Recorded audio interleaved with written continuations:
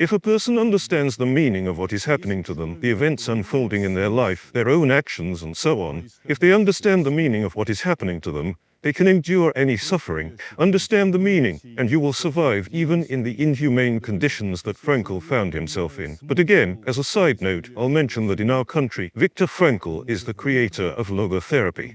And alongside his name, just as a side note, we can also mention the name of a prominent Russian writer, Alexander Isevich Solzhenitsyn. And you know, whoever reads his main book, The Gulag Archipelago, today, understands, among other things, that this book is nothing less than a specific therapeutic teaching, because this book has 7 parts, which also represents a certain psychological pattern, and so on. But here, both Frankl and Solzhenitsyn went through the same experience. They were in hell, in a concentration camp, and managed to psychologically emerge from it. But that is, as they say, Frankl's calling card. Now, for an example, there are many interesting techniques in logotherapy. Let's describe one of them. It's taken from life.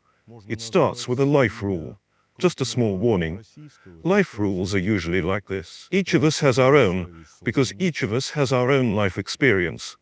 Someone might name a worldly rule, and another will disagree with it, and that's normal. Let's state the rule that Frankl preferred and then formulate it into a scientific concept. The rule is this: if you want something very much, but here we need to add not just very much, but as he says, very, very, very much, with all your heart, then it will never happen.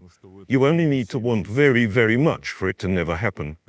Someone might disagree with this, and they'd be right. They have different experiences, and that's perfectly fine. In children's rhymes, we read the exact opposite. There, you just have to want something, and everything comes true. But that's for children. For Frankl, it was like this. So look, he took this worldly rule and turned it into a scientific concept. The name of the concept is paradoxical intention. Paradoxical intention translates as directedness. Paradoxical intention is revealed in the corresponding method. If, say, our patient has some painful symptom, and this symptom interferes with controlling behavior, then paradoxical intention consists of the following. Is there a symptom? Yes. Do you want to get rid of it? I do. Intensify it. That is, wish for even more. Then the symptom will disappear. Here, you clearly can't do without examples, because in general terms, this sounds quite strange and surprising. Here are examples from Frankl. One of his patients, an accountant by profession, suffered from hand movement disorders. As an accountant, his job requires him to fill out invoices and write neatly, like in a copybook,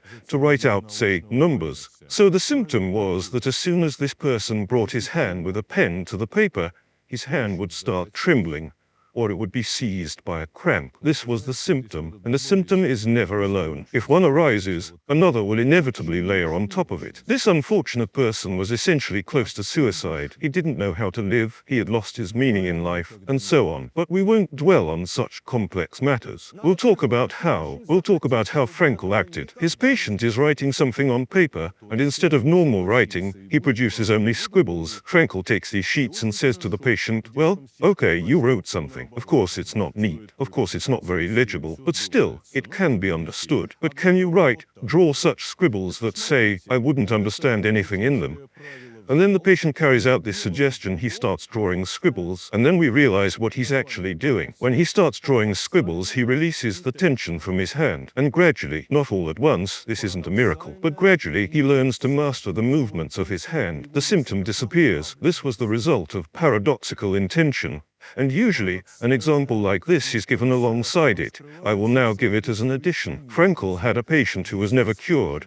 This was a stammerer. By the way, you are future specialists, and therefore, we can speak seriously now. Our symptoms, or rather the symptoms of our patients, are perceived by us ambivalently. A symptom doesn't just appear. It usually helps us resolve some quite important, probably, problems. Therefore, one person or another may have an ambiguous attitude towards stuttering. It's as if a person cherishes their symptom, they want to keep it. This patient of Frankl's kept his symptom.